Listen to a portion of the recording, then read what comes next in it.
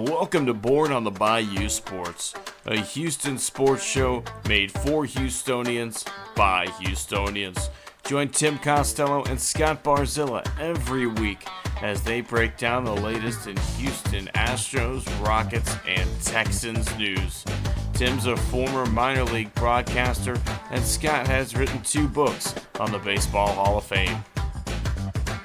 Yeah, if Javier could get it figured out, it would make things a lot easier because he was that guy everybody was counting on this year to be a Cy Young candidate, take that big step forward and help anchor this rotation with Fromber.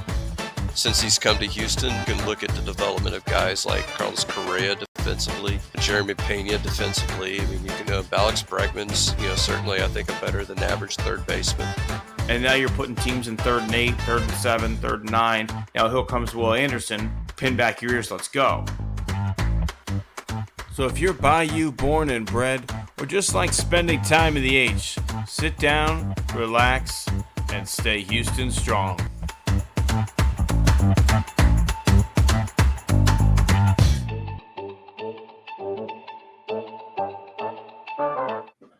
Welcome back, my friends, to the show that shows up more often than the Astros offense, Born on the Bayou Sports. Scott, how are we doing today? Well, better than the Astros, certainly.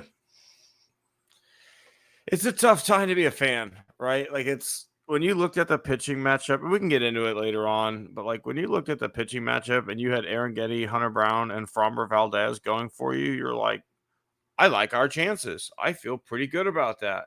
And to have that fucking series play out the way that it did, pretty GD frustrating right now. Yeah, absolutely. And particularly when, the best pitcher in the American League by most people's, estimation was matched 0 for 0 by Hunter Brown. I mean, you figure, when you look at the matchups, you're thinking that's the game we lose because, who's going to beat, Tariq Skubal. But 9 zeros in 9 innings, and you can't scratch out 1 run. Yeah, not happy about it. Not happy at all. But you've got an opening question for us, Scott. Before we take that trip down Astros Lane, let's talk about my hat tip last week was King of the Hill. It was so wonderful, so well done. Now you're back. You're watching, and now we all want to know, who is your favorite King of the Hill character? For me, just based on one-liners, I've always been a fan of Bill. When I talk about the fact that Janet and I quite literally fell out of our chair laughing at that whole line where he said there, I finished the Netflix. It turns out you get a wellness check after that. I mean, we were laughing for a good 5 minutes. I like Bill a lot. I don't know, I don't like his character as much in the original show. He's just such a sad sack. Like, he really is awful. Have you seen the episode where he goes to the barbershop and you see his friends yet? No, but I was going to say I was disappointed that they took him from shut-in back to old Bill way too fast. It's because Hank's back. Like, you'll see. It's all explained. And that episode's ridiculous. In the new season, I love Bobby. I think what they've done with Bobby is fantastic. I think he's been a wonderful character. But I love Dale Gribble. How do you not love Dale? All right. Like the conspiracy theory bullshit. Them going to the Bush Presidency Museum, and all of a sudden Dale's in control of the room with all the 9/11 conspiracy shit, and everybody there is just like, yep, yep. Read my Substack, yeah. And then Mayor for 36 hours. That was good. That was a good little bit. But even looking back to the original, they didn't have to. The sad part is America came to Dale. You didn't have to change Dale's character one bit. He's still the crazy conspiracy theory. It's just America came to him. Yeah, I like the opening episode where he was dealing with Uber, with the fact that he couldn't take a left-hand turn in his own neighborhood. That was good. That was good. I mean, I like that whole thing where, I'm going to give you 4 stars so that, You have something to work towards. And then, the guy gives him 2. And of That was course, good. Peggy's sitting there, well, some people say that I'm 5 stars. Yes. Peggy still remained phenomenal. And even the nice little callback to her inability to speak Spanish when right away in that first episode, she's like speaking what she thinks is Arabic Oh, yeah. to the guy. Is Are like, you having a she's, stroke? and Hank's just like co-signing it. Like everybody in Saudi Arabia said she had great Arabic. Yes, indeed. Yeah, so I mean, I like what they've done with Boomhauer as well. With just Boomhauer, yeah, doing he's the got a nice episode as well. There's a Boomhauer centric episode later on that involves Hank a lot. That's pretty good. I ran through that season probably a little bit too quick because it was just so good. I like the 5 bananas. I got 5 bananas with the monkey. What was it? He was The handyman one. Yeah. So you've seen the handyman episode? Yeah.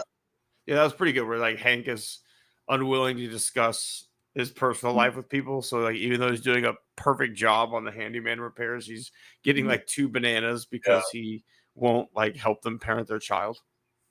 Yeah. All right, Tim.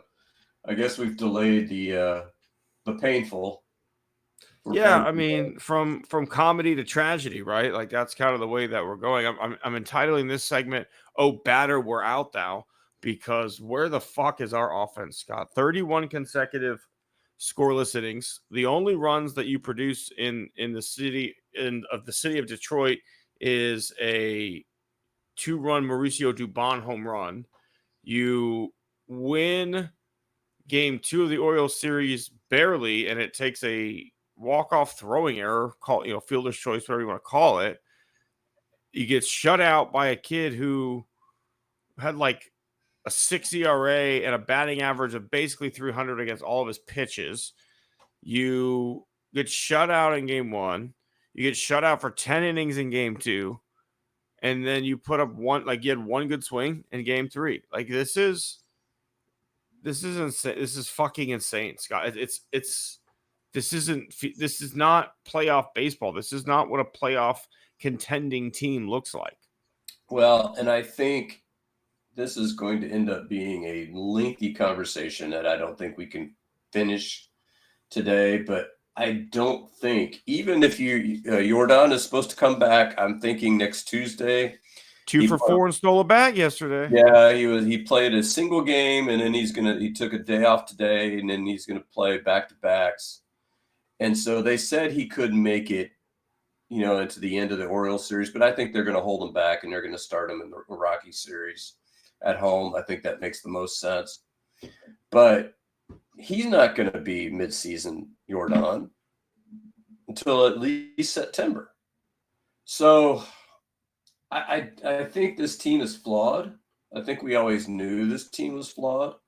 And so then it just becomes a question of what do you do with a flawed roster? And that's going to be an off-season question.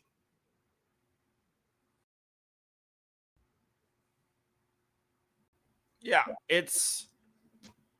well, if you look at our record in 1-run games before the loss on Tuesday night, that is the difference between us being a playoff team and not being a playoff team right now.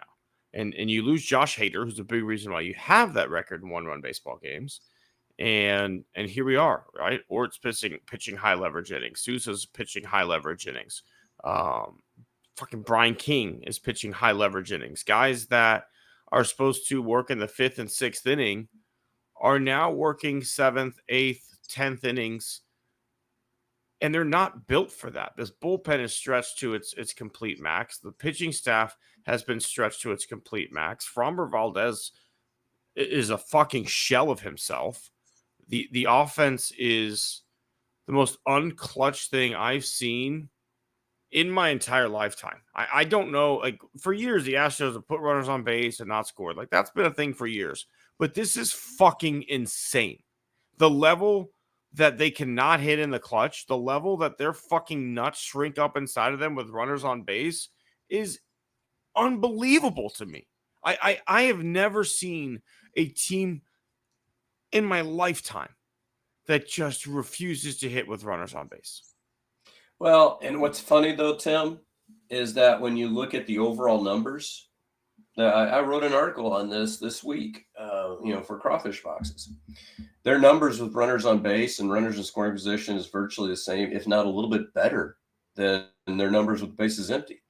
And we know the reason why this is. The reason why this is because they had those games like they had in LA where they scored 19 runs. And so, you look up and you're like, wow, this team is brilliant with runners on scoring position. But I think the big issue is when you don't have a lot of power in your lineup and you don't have a lot of team speed, you got to have 4 and 5 hits in an inning in order to score runs. And in modern baseball, that just doesn't happen very often. I mean, you think about it. I mean, how many 300 hitters do you know? I mean, Pena and Myers are there, but Myers, of course, is not healthy. Yeah, I mean, there's not many 300 hitters in the league. The Astros are second in the American League in batting average. They're second. But the stat that you sent me the other day, which truly tells the story, is they're like second to last in offensive efficiency, right? Yeah. They are not an efficient offense. They don't have a big bopper to drive in 3 runs with 1 swing. As you mentioned, they are a station-to-station fucking baseball team right now that is not a great base. And on top of that, they're not good base runners. So they make stupid decisions on the base path and wipe out potential runs that way. They don't have the speed, like bases loaded and you hit a ground ball to left field. We only get 1 run every single time. Like, it is so rare for the Astros to get 2 runs on a bases loaded single. And those are we don't ever just have a bases clearing double or any of that. It's a walk with the bases loaded, a seeing eye single. It's like nothing to put a big crooked number up. It's been a minute since the Astros have dropped like a 7 spot in an inning. So there were 2 things. There was one that you sent to me right before the show that we probably should bring up, a topic. And there was one on another podcast, and I hate to pub it with people's podcasts, but hey, maybe somebody will pub ours. So I'll lead off with the question that I saw in another podcast. Do you consider trading Yordan in the offseason? I mean, possibly, but the package would have to be pretty big because I think you've now seen what this team is without Yordan too, right? Like, if you don't have Yordan and maybe you assume Paredes is back and he's your bopper next year, but the makeup of this team is not one that can withstand losing your best power hitter and not getting something of value back in return. That's the way that I look at this. So if I'm trading Yordan, I need a bat. I need a good bat in return. I don't know where you're going to stat. I mean, that bat could maybe be an everyday left fielder. I don't know. We got a pretty crowded roster the way that things stand right now. Yeah, I mean, I think that's what you're doing is you're clearing the deck and you're allowing somebody else to shift to left. You're allowing, maybe Altuve to DH, I guess, in that instance. My problem is twofold with that suggestion. And so if those guys are listening, my response to them would be, number one, when was the last time you saw a true star for a star trade? I don't know if you've ever really seen maybe A-Rod and Alfonso Soriano. I mean, but then, that was multiple players, I thought. Yeah, I mean, I don't know. You're never going to get You're never going to get the value you want. Yeah, that's Yordan. When you're trading a star, right? And then number 2, he's been hurt all year. So he himself is at his lowest value. So I don't like that idea. But you mentioned another one. You mentioned what we saw on 97.5. I'm guessing that conversation was from today. I think it was the drive home show after today's day game. Yeah. So should Yiner be catching Framber Valdez? That's a no to me. Yiner, they didn't like Yiner. Framber didn't like Yiner 2 years ago when Dusty was still the manager and only wanted Machete, right? Like he was adamant about throwing to Maldonado. And do we need to admit Dusty was a little bit right on at least the catching side of things from Yiner? Because he's not good defensively. Like Maldonado was definitely fading at that time, but Yiner is a bad defensive catcher. Now, the Astros have a lot of slow delivery times, and that definitely hurts Yiner's ability to throw out runners, but his pop rates are terrible. His pass ball rates are terrible. He's a terrible pitch framer, and he's kind of a guy who goes up to the batter's box without a plan at all and swings at everything and hopes for the best. My hope for Yiner, actually, I would hope that he finishes the season strong, gets to 20 home runs at least. Get him out. Yeah, sit there and go to a team and say, "Hey, look at this guy, 20 dingers, hitting 260." Come on. You don't see that very often out of a catcher. I'm with you on the and mainly even if Yiner wasn't bad, clearly what's happening over the last 4 or 5 starts is not working. You need to shake something up. I mean, and really, you could take them in the office and say, "Hey, we're not blaming you, but we got to change something because this is not working." And of course, I'm going to get more to Fromber later in another part of our favorite part of our show. But Caratini hasn't been good defensively this year either.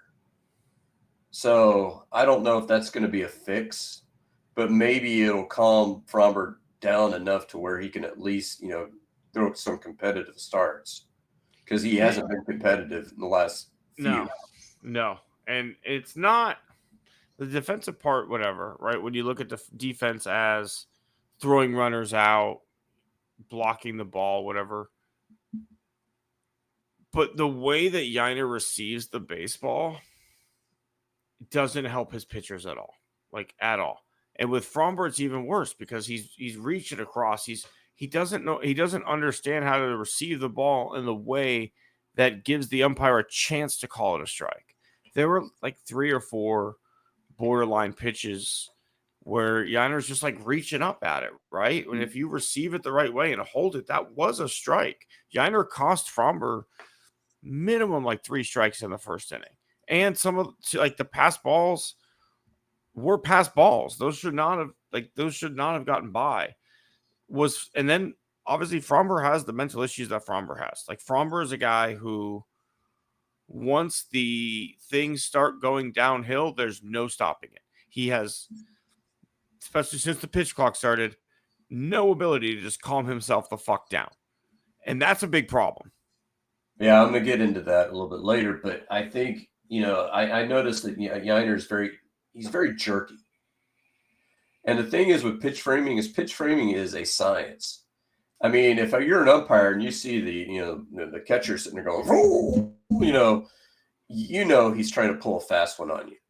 The guys that are really good at it are ones that can do it, nice and smooth and slow to where the umpire going yeah, okay, got you there, but Caratini hasn't been good either. But I think you got to change just for the sake of change at this point. Yiner's that little league kid who's dragging everything back, right? He literally is pulling the glove all the way back. My favorite one is Salvi Perez. And the way that Salvi frames pitches, he brings everything, the glove, he sets where you're going to throw to, then the glove goes back to the ground, and everything's caught in one upward motion, right? He's catching it in the upward motion in the same way every time, moving his glove up as he catches it. It's absolutely beautiful, and it's really, really easy to fool an umpire that way versus Yiner, which is catch it, bring it up. Hey, he's a free agent after the season. I mean, I'd kill for Salvi, but it's never going to happen. I'm just kidding. I'm just kidding, obviously. But yeah, I think pitching wise, there's that, although Chas McCormick, if he gets to 7 innings pitched, he's a two-way player. He's already 3. Just needs 4 more outings. Get him. But that's the thing. We don't want him to get those outings as much as we do want him to be a two-way player because it's funny. I don't know if I need Chaz going out there 4 more times as we're in a fucking pennant race trying to lock this shit down. And of course, we got LMJ coming back Friday. You excited for LMJ Day? Get Chaz ready. Yeah, I know that Lance said he doesn't want us to relieve, but at this point, need him. At this point, yeah, we need him there. And even if he were just an innings guy, the team sucks. We need somebody to go out there and eat innings. I mean, you got Luis Garcia coming back. I don't want to take Jason Alexander out of the rotation. I mean, he's been our best starting pitcher, other than Hunter Brown, over the last, I would say, probably close to a month. So, I mean, I don't want to take him out of the rotation. But if you I agree. If you bring back Luis Garcia and LMJ, there's 6 starting pitchers, and that doesn't even count Alexander. So maybe Alexander goes to the pen. I mean, that could work, maybe. But to me, Lance, if he could, because he's got that bulldog in him, he's a guy that could pitch in high leverage. I just that he closed the World Series. Yeah, well, I don't know. Did he? Well, he closed the LCS. You're right. Yeah, it was the other. Morton closed the World Series after Lance started. Lance closed the ALCS after Morton started. And throwing, what was it, like 62 consecutive curveballs or whatever it was. Yeah, 23 straight. But I mean, obviously, I was exaggerating to make a point, but I think that's where I'd like to see him, because to me, you cannot afford at this point, especially with the way this offense is going, to have too many more starts where you're just giving up 5 and 6 runs from your starting pitcher. Yep. I mean, this is not a team that can go out and win 98 games. Nope. No, it's not. And as you said, there's no wiggle room right now. Like, thank God for the fighting Philadelphia Phillies, who also swept the other team in contention in this race, which is the Mariners, that have kept the Astros in first place by a game and a half. Thank God for them. We don't deserve to be in first place right now, Scott. I think you and I would both agree with that. Oh, yeah. And when you look at the Pythagorean records, I mean, this is the first season I can think of that we're actually outperforming our, the Pythagorean record. I mean, really, the Rangers should be in first place based on Pythagorean record, which is kind of weird. And they're 7 games back. And what's frustrating is we've pointed to the injuries all year. Oh, it's, this team's so beat up. Oh, they've overcome so much. Well, like, they're pretty healthy right now. They are a pretty healthy baseball team. You lost Paredes. You add Correa. Correa's swinging a good bat since he's been here. You're missing Jordan. But other than that, like, you've got a fairly healthy rotation at this point. Guys have pitched well, and we're playing our worst stretch of baseball. And it's guys that you rely on. Framber Valdez is somebody that you looked at for years as a stopper. He has been awful. Jose Altuve, minus a home run against Baltimore, has been a double play machine lately. Like, he is. Yeah, I got 2. Yeah, and Cam Smith has disappointed me. I don't know if he's hit a rookie wall, but he's down to like a 250 batting average. Yeah. I like what I've seen from Urias. I was watching Correa, against Skubal. He got a bullshit call that struck him, rung him up when the ball was at least 3 or 4 inches inside. That it should have been ball 3. But, he was sitting there fouling pitches off. He's battling. So I like what I've seen from him. Jesus Sanchez, my God, that guy, I mean, he looks lost. He's struggling. To his defense, he's had some great at-bats that have not ended up in base hits. Like, he's hit the ball hard a bunch of times right at people. But my dad and I were talking the other day when we watched the game. Every fly ball to him looks like a goddamn fucking adventure. Oh, no, yeah. It is never a can of corn. He looks like every ball looks like it's in the lights, and then he can't see it, and then he catches it at the last second. I don't ever see him just settle under it and make a play. It's always like at his waist, I feel like. Yeah, he dropped that one in the 9th, on yesterday's game. So yeah, it's it's rough. I think Pena has been playing pretty damn good baseball right now. Yainer, for Yainer, has been fine. I think Christian Walker has been okay. They just can't seem to string hits together, I think is the big issue. And you just don't have the power. I mean, I think Jordan coming back is going to help, but you just need somebody to get hot. You need somebody to get scorching hot. I don't know if anybody on this we team. need a Christian Walker heater, right? Like that guy needs to heat up to end the season, right? For trade bait reasons and for like we brought you into MASH and you've shown stretches where like this is the guy. Like the comparisons to Abreu, I don't think are fair. But No. Abreu never really even had those stretches. There was never a time where you're like, okay, I'm starting to see the guy that. But what he did in Colorado and what he did in Boston and what he did in New York, like you were like, okay, here we go. He's waking up, and then something happens, and he goes back dormant again, and it's just been a very inconsistent season for him. And if he could just finish strong and have the bat wake up, any of these guys, right? Like Correa's got some decent numbers as far as base hits, but what, one homer? I'd like a little more pop. Maybe he has 2, I think, but he only has 9 home runs on the season. He just hasn't. Right, I'd like more pop out of him. He hasn't been that guy. And with Walker, I think Walker and Diaz are the same. They started off April terrible. So if you take their numbers from May on, they're pretty close to their career norms. I think the homers are down, but other than that, yeah, I mean they're fairly close to their career norms. I just think this team doesn't have, because even if so is Jake Myers coming back? If you put him in center field, I hear that he's running sprints and all this, that, and the other. So, maybe he comes back, right? But you put him back, that doesn't solve your power problem. He's got 3 home runs. So, I mean, he's hitting 300. If he comes back and he continues hitting like he did, that's better than what you had going in center field without him. But I just don't see, and that's kind of where we're at in the offseason, outside of Jordan being healthy and Paredes being healthy, I don't see where the power is going to come from. I mean, at this point in his career, Altuve's a 20-25 bomb guy. Yeah. Paredes probably the same. Paredes the same. I'd say Paredes. Walker's the same. Who's your catcher next year? I don't know. I think a healthy Jordan's 30-35. Sanchez for a full season, 15-20.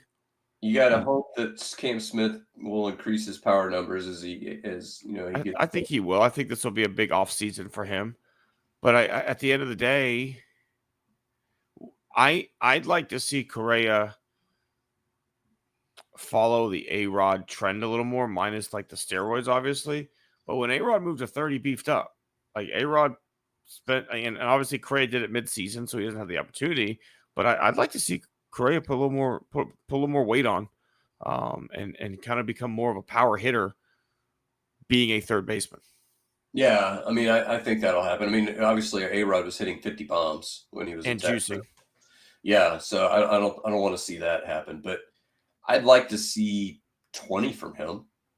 I think that's easily possible. And I don't disagree. He's got great pop the other way, short portion right, short portion left. And if you're a team that has a bunch of guys that can hit 20 bombs, I mean, the only place where you can reasonably add power that you don't have it now is center field. But that means getting rid of Jake Myers. And Jake Myers is a 3-win player. Those don't grow in trees. Yeah, those don't grow in trees. So, I mean, I don't know if you trade him to somebody. I don't know if you package him. Maybe you package him at Diaz and get something, from somebody else. At this point, who's better? Like, who is a better, hands down, better center fielder this year at least? You could maybe tell me, I'd take Julio Rodriguez in a heartbeat, but they're not trading Julio Rodriguez. Like, who can you go out there and get that's going to straight mash and play center field the way Jake Myers does? Offensively, Bellinger's better. Defensively, he's played more right field this year. His numbers in right field have been pretty good. I mean, he's he's a plus defender wherever he plays. Bellinger's I don't want Cody Bellinger on my baseball team. Well, I mean, you're just asking for names, right? I mean, that's kind of where you're at. I mean, if you want, this is where you're going to have to show some imagination. I mean, do you think Luis Robert, can be better in a different uniform because his X-weighted OBA is considerably higher than his actually WOBA. So, I mean, he's had running some bad luck. He's starting to hit better. Do you want to trade for Michael Harris and bet on his late season push? That he's on right now. I don't think they give up on him based on that push. I think he made a change to his what's the word I'm looking for? Technique or whatever. Stance. Went back to his basics and started mashing again. So I don't see us upgrading Jake Myers. Like if Jake shows up again in 2026 the way he did in 2025, that's a good season of center field play at a very affordable price, and I don't see how you can move off of that. And that's the problem is that, I'm looking for where you can change this team. I mean, obviously behind the dish, Caratini's a free agent. Do you bring him back? Yiner, do you trade him? If the pitchers are, about to revolt because he can't catch. But then you start raising that question again. Who are the catchers that are available out there, and who do you think you'd like to see in an Astros uniform? You mentioned the one I'd kill for Salvi, but we've got a guy who looks pretty good in high A, so he's probably a year or two out. So you don't want anybody that's too. You're not going to go get Adley Rushman, right? Although the Orioles are not happy with his performance this year, maybe you do go get Adley Rushman. I don't know. It's an interesting thought, but that being said, you're not. I mean, if you move Christian Walker, it's because you're going to play Paredes at first base. So it's not like that's the big move to go get somebody else. Like, are you going to go get an everyday second baseman? And Altuve's back to playing left field again, and Jesus Sanchez is your fifth outfielder who only plays against lefties. Well, okay, or against maybe righties. Maybe that's what we do. Lefties, yeah. That's what I meant. Does not play against lefties. If he could play center, I don't see how you can do it. If you could play center, but you just mentioned the fact that every fly ball is an adventure. But if he were able to, Cam Smith would be a better option in center before Jesus Sanchez. Yeah, and so, but to me, Cam Smith is a Gold Glove right fielder right now. I mean, that's kind of the other problem. He reminds me so much of George Springer, where it's not the same scenario because Cam Smith is a third baseman learning right field, but like the way that they play right is with reckless abandon, right? And they had put George Springer in right to try and contain him a little bit because they're worried the way he played center field was too caustic. We want to keep him healthy, so we'll put him in right. And then he just fucking ran into walls in right field. Like, it didn't change anything at all. And they're like, fuck it, let's move him back to center. And I feel like Cam Smith could play a similar style of center field that George Springer would. Yeah, I think so. But I'm loath to – I was having this conversation with a coworker today, and he's like, what, do you think Correa could play left? And it's like, Correa could be a Gold Glove third baseman. Do you want to move a Gold Glove level fielder into a less important defensive position? I mean, that doesn't make any sense. And I think with Altuve because his defense at second was terrible. Yes. I mean, and Cam Smith to me is a Gold Glove right fielder. And I don't know that I want to upset that apple cart. I mean, to me, if you've got a Gold Glove fielder, I mean, it'd be like, but I think he could be a Gold Glove center fielder too, is my point. Maybe. I don't know if he's got the top end speed, but maybe he could. And I think that's something worth exploring. I mean, certainly in the offseason, hey, shack some balls in center, see what happens. But that's obviously not a move you make today. And maybe Sanchez is better in right field. I think he's had more adventures in left field, than he has in right field in terms of, Yeah. I've wondered that myself. Is maybe the angle of the ball different for him over there? I don't know, but it's tough to watch. It's not fun when you see him settling under a fly ball. I didn't see the one he dropped, but it does not surprise me just based on how he goes after the baseball. But the sad part is right now, Scott, there's no help on the way. Trade deadline's passed. Hader got hurt after the trade deadline. I don't understand how Cintrone or Snitker were able to be allowed onto the team plane or bus after that fucking game, but they were. Like, I would have left Cintrone on the tarmac and say, find your own fucking way home, buddy. You're done. You're absolutely fucking done. Well, we were calling for him to get fired coming into the season. 2 years now? Yeah, we've been going on 2 years of Cintrone hate. I don't understand it. So I don't know if you want to move on to something a little bit more, more here. Texans look good in the opening. And the first time we saw CJ Stroud in preseason game number 2, he was 6 of 8, had a touchdown. Offensive line kept him clean. The running game looked pretty good. Nick Chubb was picking up yards. All in all, a pretty dominant effort from your Houston Texans. Yeah, and I think we have to caution everybody here. The Carolina Panthers are a bad football team. What? There's no. They didn't get picked. I thought they were picking everybody was picking them to win the Super Bowl.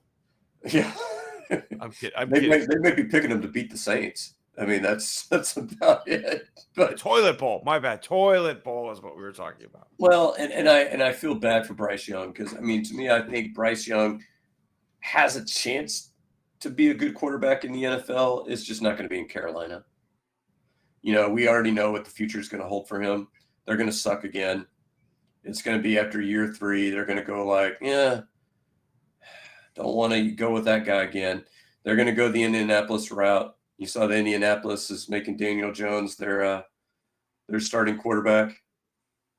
I did see that. They Anthony Richardson experience. I almost feel bad for Anthony Richardson because everything I've heard, he's actually like a really nice human being. He's never had the starts. He's been injured and came out early and just never had starts. He did quit on them that one play against the Texans. He needed a breather. He definitely needed a little. That didn't go over very well with his teammates. But yeah, I think that's happening to Bryce Young. I mean, they just don't have enough talent. But I think you have to be most impressed and optimistic about this defense. This defense. I mean, I don't care whose NFL offense it is. When you hold a team to 3 points. And basically, there was no drama in that game. Not on that side of the ball.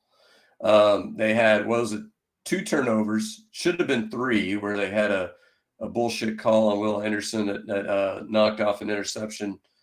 So, I mean, that's a team, especially against bad football teams. I think you're going to see a lot of games where this defense doesn't even give up 10 points. I tend to agree with you. This thing is filthy. Like the secondary alone, we were talking about it in our last show. You've got just safety play galore. You've got 2 of the best man coverage corners in the NFL. You've got a pass rush that is just relentless. And you've got, I'm going to go ahead and say, you've got a generational playmaker in Will Anderson. And I'm going to say that because of his work ethic. Like, yes, he's obviously talented, but that man just fucking grinds and wants to get better every single day. And you've got good coverage linebackers. And on top of all that, you've got D'Amico Ryans, who is an unbelievable schemer when it comes to putting his defense in positions to make plays. So, yeah, I think it's going to be a tough year for some offenses in 2025. Yeah, there's going to be some good teams. And you're going to play some good teams, and good teams are good for a reason. And so they're going to struggle in some games.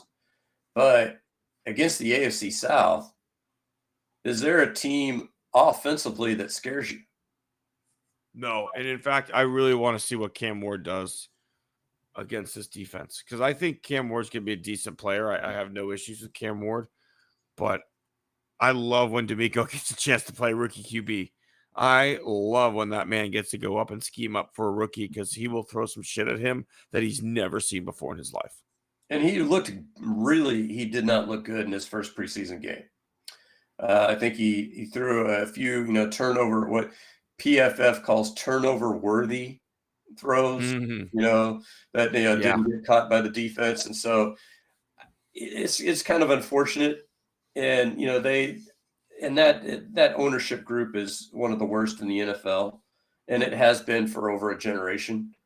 The Adams family is just, Adams Strunk, I guess now is since she got married. But when she fired, God, who is it? The New England coach now, Vrabel.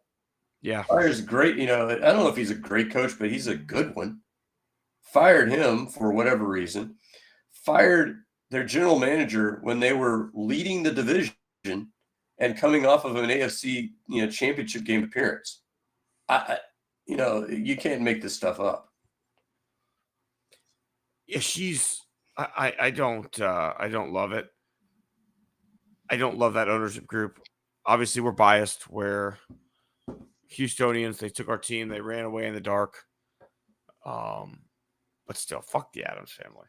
Yeah, that's right. So, I obviously this game this weekend, no starters are playing.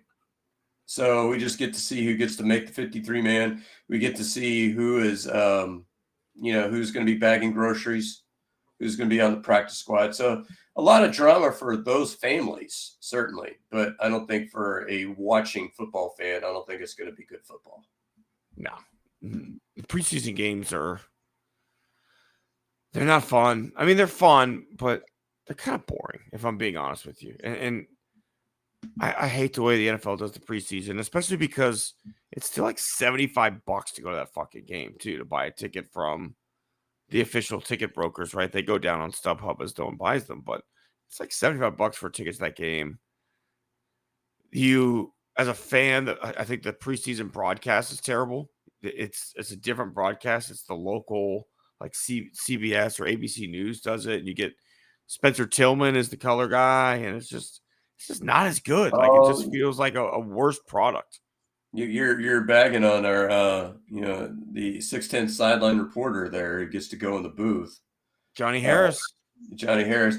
I love Johnny Harris because he's knowledgeable, but if you were to listen to him, the 88th guy on the roster is like the best guy that's ever played football, and he'll just extol everybody.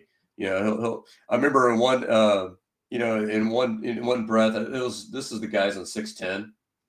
They were talking about, oh man, Xavier Hutchinson was making all these plays last year, and I was like, how many Xavier Hutchinsons are on the Texans?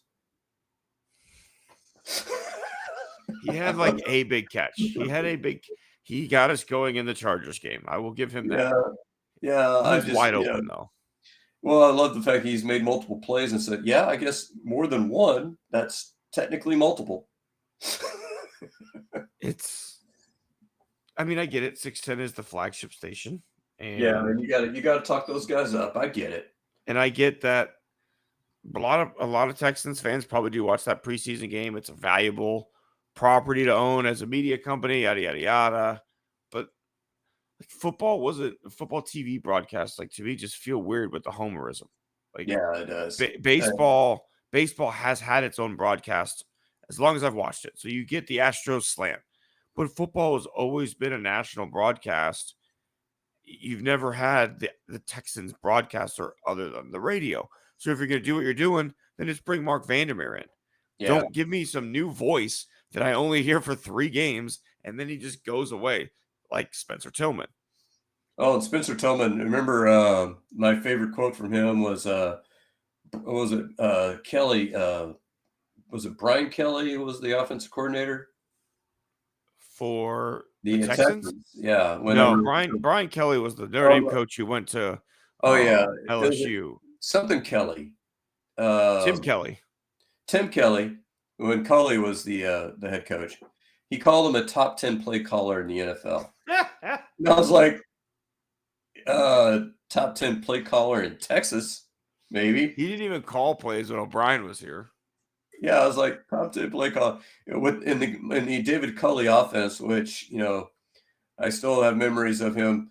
Okay, do I take the 10-yard penalty so that I could punt on 4th and 1, or do I decline the penalty?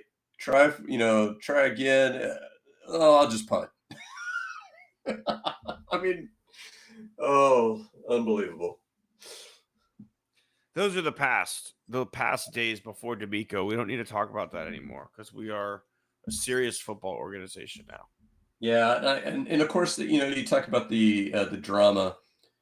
Where is Nick Caley going to call plays? Well, he's going to call them on the sideline. They had a big reveal. He's not going to be up in the booth. So they had a big interview with I'm him. okay with that. Well, I'm okay with it either way. I don't give a shit. Just call good plays. I don't need. I don't need to know where you're calling. You could call it from the parking lot. I don't care. Just call good plays. Andy Reid calls fine plays from the sideline. Yeah. So, but I'm with you. I liked what I saw from the first team. Definitely. We'll just have to see what happens. When the season gets kicked off in September.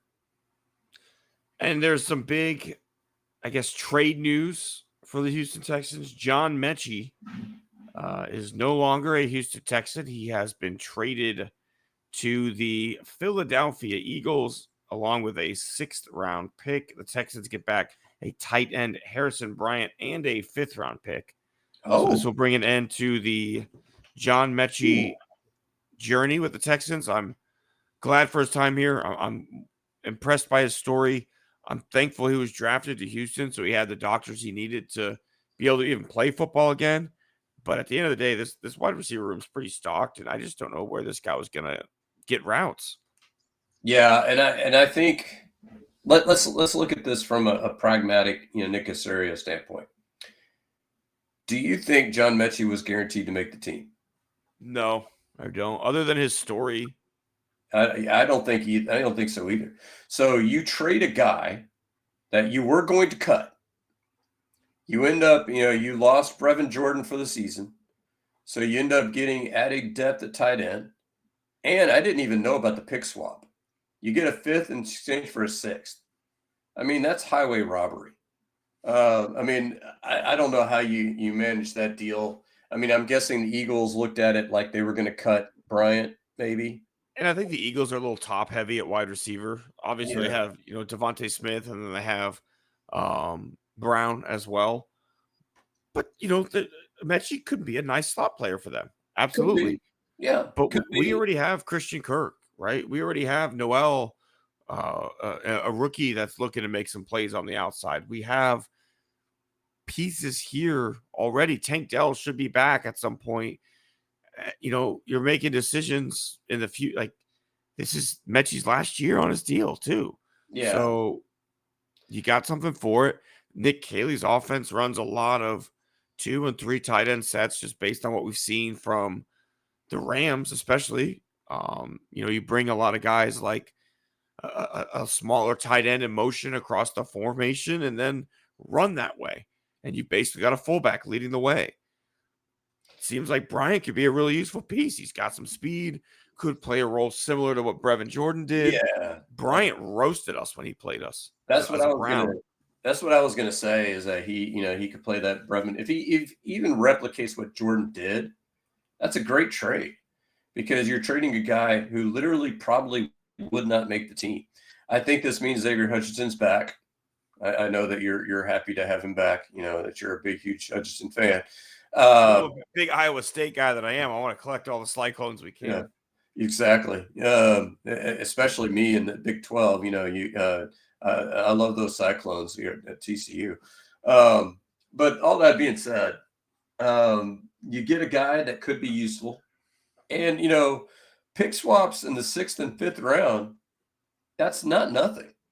I mean, you get more useful players in the 5th round than you do in the 6th. I almost feel like Caserio pulled like a Kevin Costner at draft day with the pick swaps. He's like, and David fucking Putney because I said so. I want your 5th rounder for my 6th because I said so. Howie. Okay, Howie, you want Mechie. Yeah, the fans are at the gate. Their pitchforks are at the gate, and they want John Mechie. You wanted him in the draft. You tried to draft him. Now here we are. Your fans are going to be real happy about this. I'm gonna give you the gift of bringing John Mechie to Philadelphia. All right, so. All right, Scott. Let's give some awards away. It's time for the POW Right in the Kisser Award. I know you're happy to talk this one. Oh, yes. I'm going to give it to the aforementioned Framber Valdez. Did you happen to watch that Leon video that I sent to you? I don't think so. But basically, there used to be a run of commercials with Leon. Oh, those. Yes, I did watch that one. Yes. And there's a series of them, Tim, not just the one that I sent to you. There's a nice one where Joe Buck is interviewing him, and he wants to switch sides with Joe Buck because he wants his good side to be on camera. And Joe Buck's like, "No, this is my good side. I'm staying here."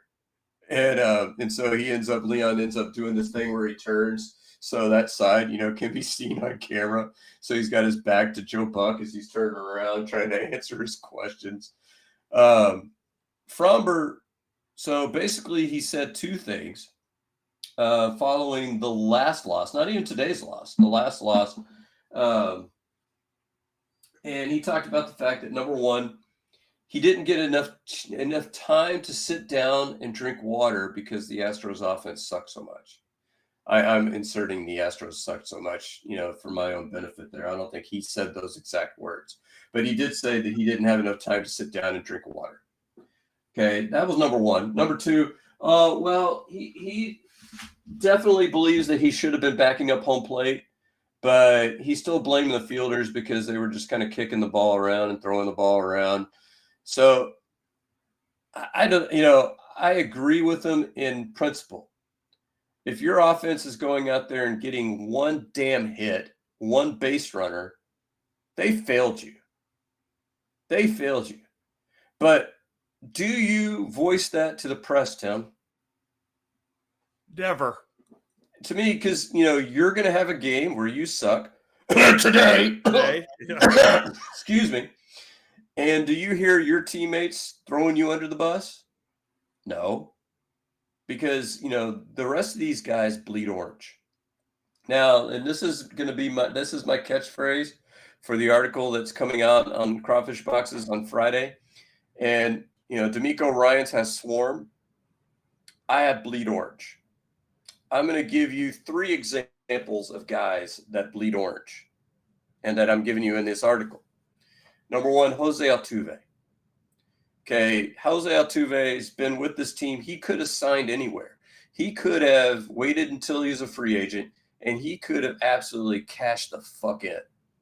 Because, how many teams would have wanted Jose Altuve? Tons. Like 29? Yeah. Of the teams? But no, he said, I'm going to stay in Houston. Houston's my home. I want to retire here. And then he sits there and says, I am willing to switch positions so that I can make the team better. Is Jose Altuve a better player in left field? No.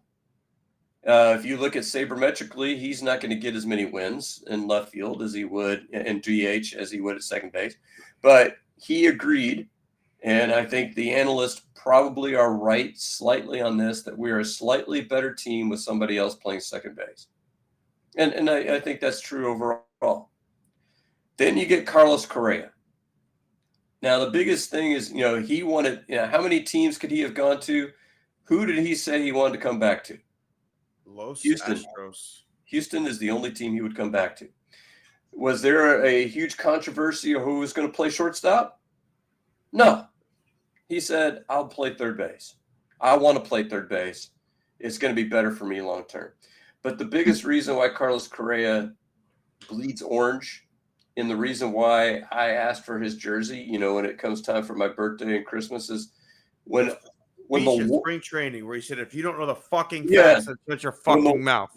When the Wolves were at the door, he was throwing verbal haymakers. He's like, I'll fight all of you. If you don't know the fucking facts, then shut your fucking mouth. That's what I was proud to have his jersey at that moment. And that, and then the third guy is a guy that I've tipped my cap to in the past, Lance McCullers Jr. So we mentioned 2017. He's not a starting pitcher. He closes out Game 7 of the ALCS. Then in 2021, he is the team's best starting pitcher. And Dusty Baker, unwisely, I think, asked him to pitch a day early. Did Lance McCullers go like, no, I want to stay healthy. I want to, come back healthy next year. He said, no, give me the fucking ball. I'll go. It wasn't his best effort because he was pitching with 1 day less rest. This year, when you watch him pitch, he is fighting it every outing, but he's battling his ass off and he is trying to get out of the game, giving up as few runs as possible. There's days when he can't seem to get anything over the plate, but he'll figure out a way. And the problem I have with Fromber is not that you have bad games. Everybody has bad games. JV had bad games. Clemens had bad games. Pettit had bad games. Oswald had bad games. But what those 4 pitchers all had in common is that they would battle their ass off. When they did not have their best up, they were going to find a way to keep the team to maybe 3 or 4 runs, keep their team in the game. And and there are days when the umpires, because of Yiner or whatever the case may be, there's some days where they squeeze them. There's some days when the guys kick the ball around behind them. There's some days when he doesn't have any fucking clue where that curveball's going. Those days happen. That's not what makes me mad. What makes me mad is I want somebody who's going to bleed orange. I want somebody, when your team has a bad game, that you're not going to the press and going like, I need some help. Pulling a Leon. That's bullshit. There's one name I'd like to add to that list, and it's a newer Astro, but I think Josh Hader should be in that list. He had a pretty strict set of rules on how you could use him before he came to Houston. And the moment he got here, I feel like he bled orange. He said, use me however you want. I think it's been to his detriment, the way that Joe Spotted has used him at times. But, I mean, he's been there for 6-out saves. He's come in mid-inning in the 8th and come back for the 9th. He's pitched the 9th and the 10th. He's coming in tie games to keep it close. To me, that's just another guy that I think you have to at least say he's in that category of willing to bleed orange. Yeah, and then there are guys that are not even on the team. You poked fun at him. He was your personal whipping boy. But Cooper Hummel, to me, bled orange. I mean, he was given his best. His best may not have been good. But he bled orange. It means he was trying to fucking stay in the major leagues. If you're not giving your best, then get the fuck out of the league. Yeah, but Zach Short's another guy, who was just out there. They were hired mercenaries for a time. They were they were the equivalent of Keanu Reeves in the movie The Replacements. Paredes, I think, has fit in well. I love Paredes. I think Paredes will end up bleeding orange because the Astros are going to do things for his career that no one had ever done before. I think when you mention the guys that bleed orange, there's a reason they do, right? Like the Astros signed Altuve when no one else would. Correa was number 1 overall pick in the draft when a lot of people said Buxton was the better choice. McCullers was a compensation first-round pick with a giant motherfucking signing bonus, so he didn't have to go to college. And we brought him up the whole way, and he won a World Series here. Like he probably has a little bit more reason to be pissed because of the training staff. But like the 3 guys that you mentioned are lifelong Astros who have reason to bleed orange besides just the money. And Christian Walker's another guy, I think, that it fits into that category as well. He's a guy that wanted to be here. All right, Tim, who do you got? Right in the kisser, to me, is Alex Cintron. In the month of August, the Astros have a swing and miss percent of 13%. That means 13% of the pitches that they see, they're just fucking wildly swinging and missing. It's second highest in baseball. They also swing and miss 37% of their swing and misses.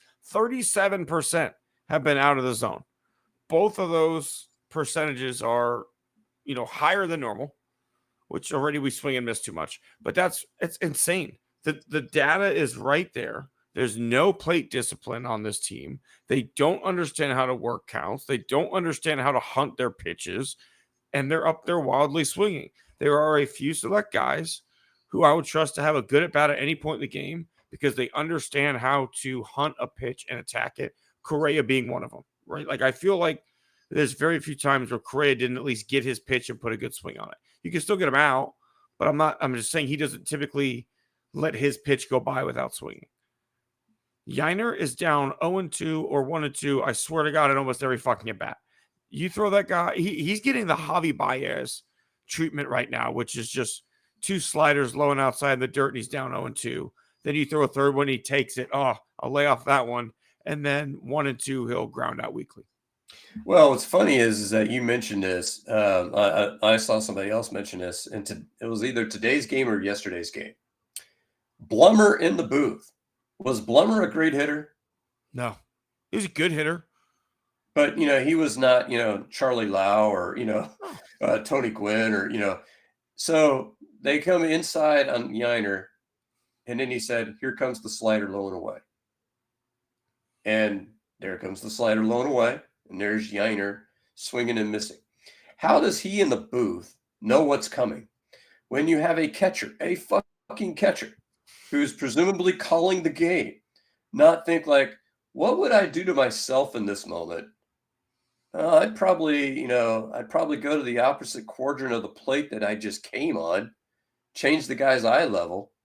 Well, never mind. And Snedeker, I guess we can't forget him because he's, technically the co-hitting coach. So I don't know who's. Yeah, I'll do a windmill punch, and you can just spin me in a circle, and I'll catch all of them. I don't know who does what, but obviously we've asked for both of them to be fired for multiple seasons now. Yeah, and again, the players are always the ones who have to execute. But this is not a one or two player issue. This is not the first year that this is an issue. This is a team-wide problem. And to me, coaching is two things, right? Like it's either a fundamentals issue or it's a preparation issue. So if the swings are all off, then you need to get your ass in the cage and fucking work on fundamentals. But to me, this is a preparation issue. You are not preparing this team properly with the data and the pitch sequences of how guys like to work. Hey, by the way, when this guy gets ahead 1-2, this is what he likes to do. Hey, so far this season, when hitters are ahead of you in this count, or pitchers are ahead of you in this count, this is what they're doing to you. Let's be ready for this because across the league, Yiner, this is what they're fucking doing to you. Does it seem to you like that exists? Well, and we don't know. Obviously, we don't know what they're telling Yiner. If it's a case where Yiner's not listening, then that's all the more reason why Yiner may need to be shown the door after the season. But it's not just Yiner, Scott. Yeah, Jose Altuve went from when Jose Altuve won an MVP and the Astros were playing their best baseball, he was a selective-ish hitter. He was at least willing to hunt for certain areas of the plate early in the count, and then would be the more free swinger. Since Cintrone's been here, he's completely reverted from that. He is a Vlad Guerrero again. And I'm not saying it's because of Cintrone, but what I am saying is there's a correlation there. I'm not saying it's a causation, but I'm saying there's a correlation. Yeah, I agree with you there. All right, Scott, who are you horses assing this week? So I am going back to the original intent of the award. Ooh, same. The original intent of the award is somebody that I want to see go out of town. You picked Alan Cintrone. I agree with you there. I'm going to go with one Sean Dubin. So it was mine. It was gonna be mine. Oh, I told you I was going with him. But Sean Dubin, we can go with a joint award here, Tim. First three outings coming off the disabled list. What did he give up? What was it, 10 runs? Was it 12? Homer in each one of them. Was it 12? And to me, the kicker was when he came in that one game, and we were arguing about this last week in last week's show because that's when the first outing came, and the lefter, I want to say it was Kurt, got 2 outs with a runner on, and it was a couple of screaming line drives. So I guess Espada was going like, man, they're not fooled by his stuff. Let me go with Dubin, right-hander. Let's bring that guy in. And we're in trouble. You know who we need? Sean fucking Dubin right now. Fireman. He's like, yeah, I meant fireman in the put out the fire sense, not in the Fahrenheit 451 sense. But I'm just saying, I know he's doing the best he can. I know he's not trying to suck. And he pitched a scoreless inning today, Tim. Did you see that? I I couldn't watch today's anymore after a certain point. I was at work, so I have a good excuse for not watching. But scoreless inning, so I mean, I guess there's that. But I mean, that just kind of shows where this bullpen's at, where it's Von Way to the rescue. We call up was it Taylor Scott, and that was a fun retrial. And then he gets skipped. We talked about Astros reunions last week. That fucking name never came up. He got bounced out of town after one outing. One game, a shitty game. Yeah, I don't know. He's got his batting practice fastball that he's got really going well. I mean, and the worst part is he literally throws it like a batting practice coach. Like the arm angle that he uses is basically like the old "here comes my batting practice" shit. And I'm shocked that it worked last year. I don't understand how he had any success last year because his stuff is fucking garbage. But it played for 1 year, and now here we are with Sean Dubin, getting like, and the frustrating part, Scott, to me is it seems like that's the name that's always just on the tip of a spotter's tongue. Like, starters in trouble in the third inning, Sean Dubin. Christian Javier's got the shits. Sean Dubin, there's your music. Is that the official word, Tim? I think they said they weren't feeling well, but I think we're calling it bubble guts internally. I mean, I've had that problem, Tim. I tip my cap to him. I've had that issue. So, all right. Speaking of hat tips, we don't want to pile on Dubin, but it is time for him to get the fuck out of town. Yeah. I'll let you lead the way here on the old tip of the cap, Scott. So my tenure being on the pastoral council at my church came to an end in August, and thank God, just in time. I enjoyed that experience, but I got to go back to SABR, which is the Society for American Baseball Researchers. Come to find out that I'm still a dues-paying member. I guess I'm on a revolving credit there. Go figure. But I have to say, number one, it was a great experience. I went this past Monday. We had, luminaries like Bill Brown was there making a presentation about his new book, talking about wartime athletes.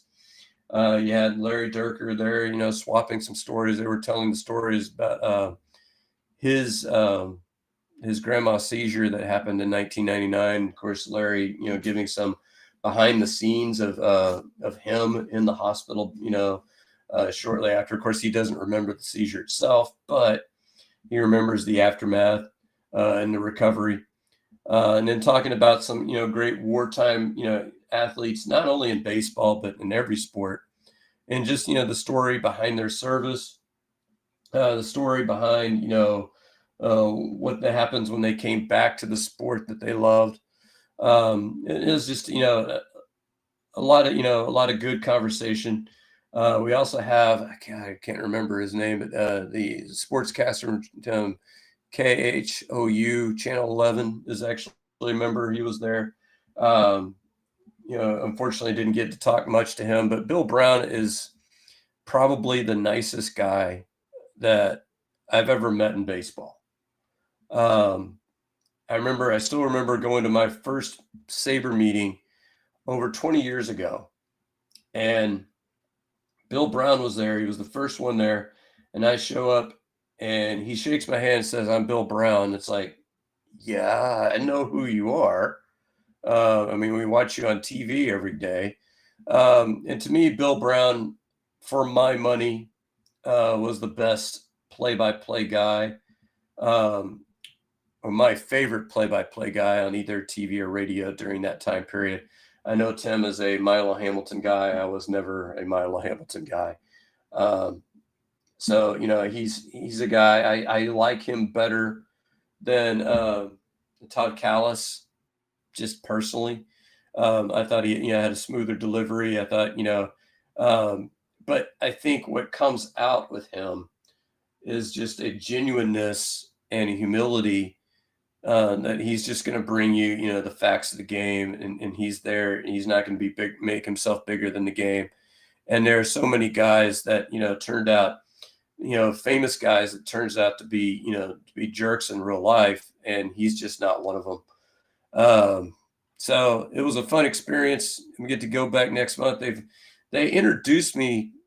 I don't know if you're going to believe this, but they introduced me as kind of a local celebrity, since I hadn't been there in like probably at least 3 or 4 years. And, talked about the fact that they want me to make a presentation on the Hall of Fame Index later on in the fall. So, that's going to be good. They have a newsletter. They asked me to write, one of my articles, for them for the newsletter. So, I gladly did that. But, a nice group of guys. They had a trivia contest. I usually win those, but that one absolutely kicked my ass. It was basically all about the number 8 and, who's worn the number 8, and just a lot of different questions, that kind of stumped me at it. That's crazy. So, but a great experience. Learn something new every time we go. They have it over at the Spaghetti Warehouse, which is over off Interstate 10. Kind of a minor kick in the crotch, throat punch to TxDOT for doing road destruction on Interstate 10 that delayed my getting there. But you do the best you can, in any situation. So it's been a great, coming back was awesome. And it's something that I'm looking forward to. I'm an empty nester now, Tim. So I got to find something to fill my time. And hopefully, going to Sabre at least once a month is something I can look forward to with other, big baseball fans and people. And some of those people are subscribers to the Substack. So it's, ultimately it's going to be good advertising for us. Hopefully, some of them will watch the show, once I get able to talk about it in more length. But yeah, I mean, Bill Brown's just, probably the best guy that I've met, involved with the Astros, probably the nicest guy. I know he's in the Houston Sports Hall of Fame. He's a guy that, maybe, he can get the Frick Award later on at a certain point.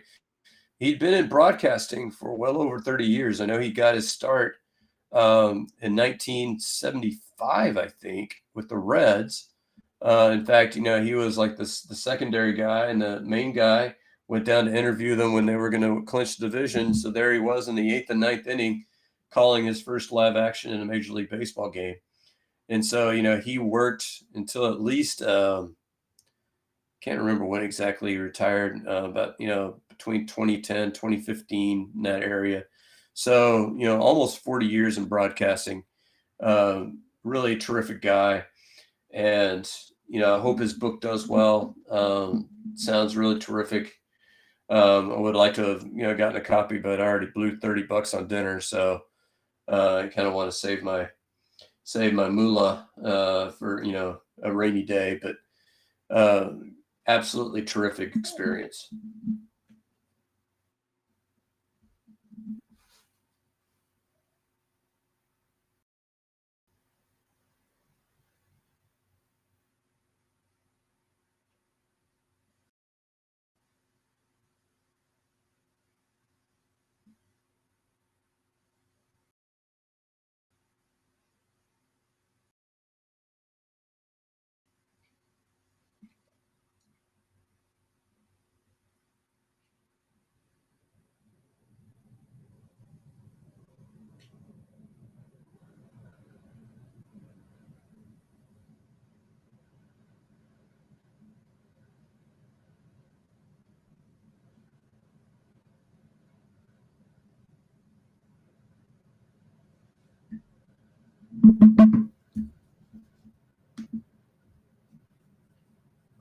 Looks like Tim is taking a break here. We'll be back here in a minute with his hat tip and, of course, our scumbags. Obviously, we're going to try, we've tried to keep it in the sports world. We'll have to see if Tim and I can keep it in the sports world. I may not be able to, although there will be a sports connection with my scumbag. So just stay tuned here for another minute here as Tim gets back from his break.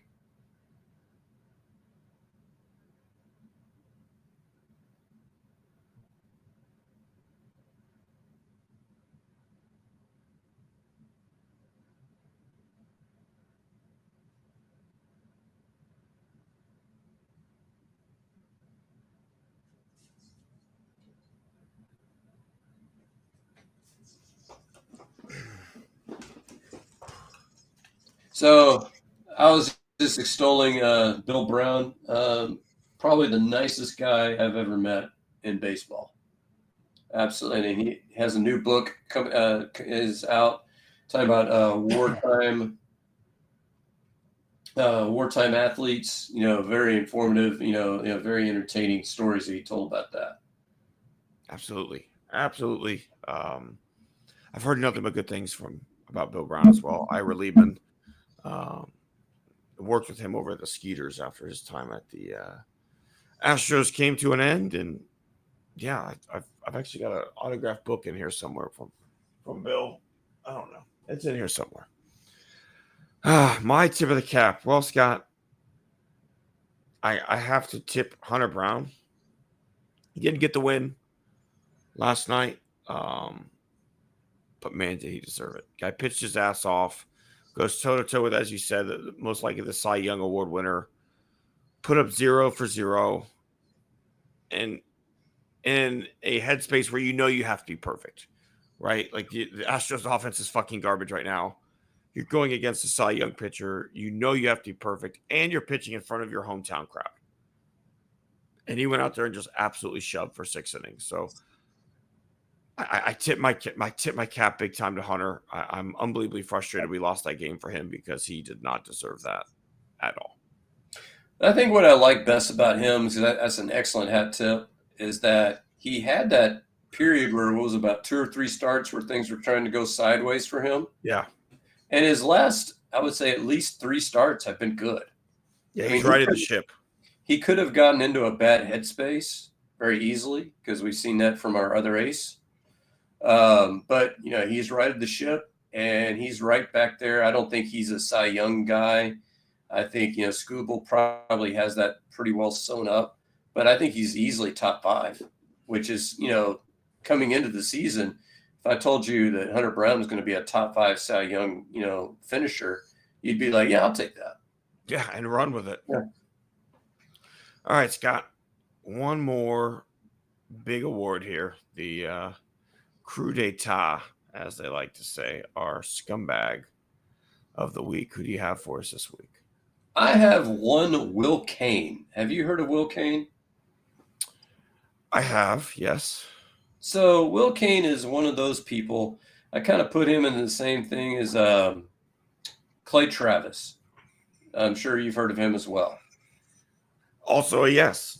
And both of them are kind of in that same kind of scumbag category where they used to talk sports. Will Kane was on ESPN radio, I think, for a long time. Obviously, Clay Travis had his own Outkick the coverage. And he also has kind of dabbled into sports betting as well. So, he kind of does a lot of different things. And they decided to enter in the political game, which that by itself makes you a scumbag, in my opinion. Because I've seen Stephen A. Smith do it some as well. Stephen A. Smith is a Republican, which I think is the surprise of nobody because he's just a giant asshole. But Will Kane had my secondary hat tip, James Tallarico. James Tallarico is a local legislator who used to be a middle school teacher. He represents the Austin area. He is now going to seminary, Tim. I don't know if you knew that. He's going to be a preacher. And he was willing to go on Fox News with Will Kane. And he was willing to go on with Joe Rogan. So, to me, that's something that progressives, leftists, liberals, however you want to define our whole side of the political spectrum, have been largely unwilling to do. I think you have is it Gavin Newsom's taking it to them. I think Yeah. I like It's what been he's fun. been doing so far. Pete Buttigieg obviously is not shied away from Fox News and those kinds of programs and podcasts, but of course he said some very disappointing comments about Israel, but we'll leave that aside. So James Tallarico, he goes on Fox News with Will Cain, and they're debating about the whole redistricting in Texas. And Will Cain is going like, "Well, you guys are cheating just as much." And James Tallarico keeps bringing back facts calmly, just pointing out the obvious. And Will Cain's just kind of keeping silent. And then he asked Will Cain a question. And the question was, if Republican policies are so popular, why do you feel the need to redistrict all these seats? What did Will Cain do, Tim? He ended the interview early. Well, looks like we're out of time. I would have loved to have kept talking with you, but I'm sorry. That's cable news for you. We're out of time there. Sorry, bud. And he just completely ducked that question. So for all those reasons, Will Cain, go back to ESPN, because I don't watch or listen to ESPN. Go back to ESPN and get away from politics. You're just a scumbag. No, I couldn't agree with you anymore. And also, like, how stupid is Fox News to make that booking, right? Like, I know that they think that like their hosts are so good, they're gonna get these guys with like aha moments. But if you did your research at all on James Tallarico, you would very well know that he doesn't play that game. Like, he plays for keeps. He will burn you. He will do it while remaining calm. My favorite is when he literally like was going after them for putting the 10 Commandments up, and he's like, "What day are we here right now?" Oh yeah, Like, Sunday. Sunday. I thought we're not supposed to work on Sabbath. Oh, we're just trying to do what's best for the state. Like, yada yada yada. So no, that's a good one and a good secondary hat tip, because I think he's a wonderful candidate. Unfortunately, we live in a state where they will just ignore that because he doesn't have the big R in his chest. But speaking of the big R's, I think the Texas House Republicans are the scumbags of the week this week. Did you catch what happened on the House floor this week, Scott? I did. To hold an elected official essentially hostage because they refuse to let you assign quote unquote police security, which is actually just like 24/7 surveillance to see where she's going. And again, lock this woman on the House floor is fucking insane. Like, we live in an insane fucking time. And the fact that there are still jackasses out there with rat tails at the end of their mullets that say, "Woohoo, this is what I voted for." You all deserve a throat punch too. Because the Texas House Republicans fucking kidnapped a woman. You can't convince me of anything else. That woman was held there against her fucking will for over 24 hours. That is kidnapping, period. And they're trying to, as always, frame it in everybody's best interest. But I'm so tired of being fucking lied to by these fucks. They've been in charge since I was 5 years old. And yet every election, we got to get the Democrats. Democrats are fucking things up. No, motherfuckers, you are fucking things up. So Texas State House Republicans, you are all collectively my scumbags this week. Yeah, and I can't believe it. I mean, you're trying to gain 5 seats when, as best I can, I think I read this right, there are more registered Democrats in the state of Texas than registered Republicans. It just depends. Like, you don't really register in Texas either. Yeah, Like, that's the thing. that's part of the interesting way that they're going about that. That's the thing. But if you look at it, and I've seen, Republicans try to argue demographics and all this, that, and you're arguing with California and all, and all the seats. But just let's look at Texas. Would you say that based on voting, it's basically 55-45? You think that's probably a fair estimate? 60-40 this last time around, I feel like. But even then, are 40% of the representatives in the House of Representatives Democrats? Oh, no. So why do we need to add more? Because Daddy Trump asked you to. I mean, you can't defend it. We want to make this more fair. Well, I mean, if we were going to do the way things they do in England, which is why we revolted, basically in England, that you hardly even vote for a specific representative anymore. I mean, the parties basically assign, we got 30% of the vote, so we get 30% of the seats. That's how that works. I mean, I don't know that that's, a more fair system. Not saying it is, but you can't defend what they're trying to do. There's no defense for it. No, it is scumbaggery at the highest level.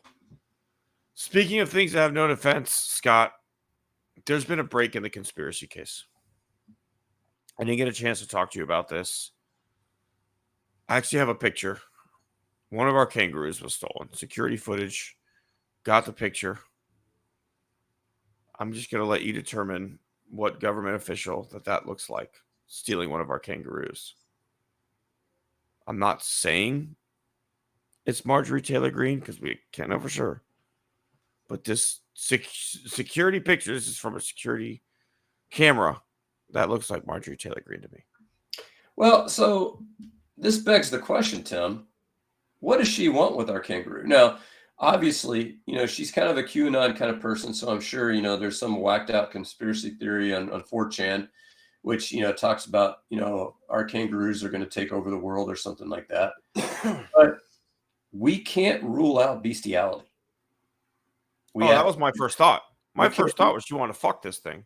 We can't. I mean, her CrossFit trainer, and the CrossFit trainer kind of on the outs from what I've heard. So I'm not saying she's having sex with a kangaroo because, that's obviously slander. That would be wrong to say that Marjorie Taylor Greene is having sex with a kangaroo. We cannot say that. What we can say is we don't know that she isn't. And, we want to just, we want to be like, the great Glenn Beck. I'm just asking questions. That's all I'm doing. I'm not saying she's having sex with a kangaroo. I could take it like the Alex Jones route and be like, hypothetically speaking, if she was having sex with a kangaroo, it's so fucking disgusting. We're talking for 20 minutes how disgusting it is that hypothetically speaking, Marjorie Taylor Greene fucks kangaroos. Like that would be a fun way we could take it. But no, what we do know is she stole one of our roos. Allegedly. Again, I have security footage of a woman that looks like her. We believe there's a government conspiracy to shut down financing aquatic ape exploration. I'm sorry, financing aquatic kangaroo exploration. We believe that conspiracy exists. Then we get one of our kangaroos stolen by what looks like Marjorie Taylor Greene dressed in a sailor's outfit. Yeah, I don't know what else to think, Scott. I feel like we're really onto something, and I'm wondering if maybe Atlantis holds a little bit more of a key to things than we realized when we started going searching for it. Do we need to start accessing those Jewish space lasers? Maybe. I mean, I don't know if you've seen their patch. It's awesome. That's the Jewish, Space Laser Agency, Mazel Tov. I mean, it's just. They might help beef up our security a little bit if we could just zap people that are coming to steal our kangaroos. Well, and she did try to pass a law making it a crime to manipulate the weather. So we're not going to manipulate the weather. We never tried that. We're not going to do that. We might zap her in the derriere, and quickly get, our roo back, but we're not going to manipulate the weather. No, all we tried to do is find the city of Atlantis. So now we have to beef up security again. We need our listeners to invest again. This is another round of investors we're calling for. And I know it seems like this is never ending. I get that. It must be frustrating for you guys. It's frustrating for us, right? We're just trying to make the world a better place, and representative officials from the state of Georgia keep coming and stealing our kangaroos. I'm wondering if they all died in those accidents. Now looking back, was there sabotage? I want to make a different plea, Tim. We've asked for your money, and many of you have been very generous with your money. So I want to make a plea for those of y'all who donated money. You have a huge investment in our operation. I think you should go to town hall meetings. Whenever Marjorie Taylor Greene's in town, whenever many of these other GOP representatives, even some Democratic representatives. And you need to go to the microphone and you need to demand answers on this. Yes. You need to get in their face and you said, we have pictures of you stealing their kangaroos. Not enough people are talking about what's going on. We demand answers. Are you having sex with this kangaroo? I'm just asking questions. I'm just asking questions here. They said it's a hypothetical that you could be. And so, go to these town halls. You demand answers. Make them sit there and tell you that they support our cause. Make them tell you that. And if they lie to you, you've got the power of the ballot. You need to vote in government officials who will support our efforts because you've invested your hard-earned money into our company. Yeah. Do you want to lose those hard-earned dollars? Do you want your investment to go in smoke, or do you want to rake in that Atlantean cash? Because we were making amazing progress. No one in the history of exploration has ever made progress the way that Scott and I made progress. People who've made progress before were talking about how good the progress that we made was, right? That's the kind of progress that we were making, Scott. And there's rumors in history, Tim, that nobody really is sure where the Mayan gold went and where the Aztec gold went. I think it was Atlantic. I think it was Atlantic. And we're going to find that gold, and you're going to get to share in those profits. If you get the government off our ass. So show up at those meetings, find out why Marjorie Taylor Greene may or may not be having sexual relations with a male kangaroo that she may or may not have stolen from our labs. Absolutely. And if it's not her, we'll come and we'll apologize in our next episode if it turns out that it's just a dangerously exact look-alike. So, we're fair-minded people, Tom. And if it turns I'll out, just blame it on deepfake AI. If she's not having sex with a kangaroo, we'll come out and we'll come out and we'll apologize, for insinuating that was a possibility. We'll call him Ludax next time that we make this insinuation. That's going to do it for us here. We appreciate everybody who joined us. We appreciate all the investors who have made the Atlantean search just so much fun. And we would appreciate if the Astros could find their fucking bats at any point. I would really appreciate just some quality offense. But we have enjoyed our time with you. We hope you enjoyed your time with us. We'll see everybody next week on Born on the Bayou.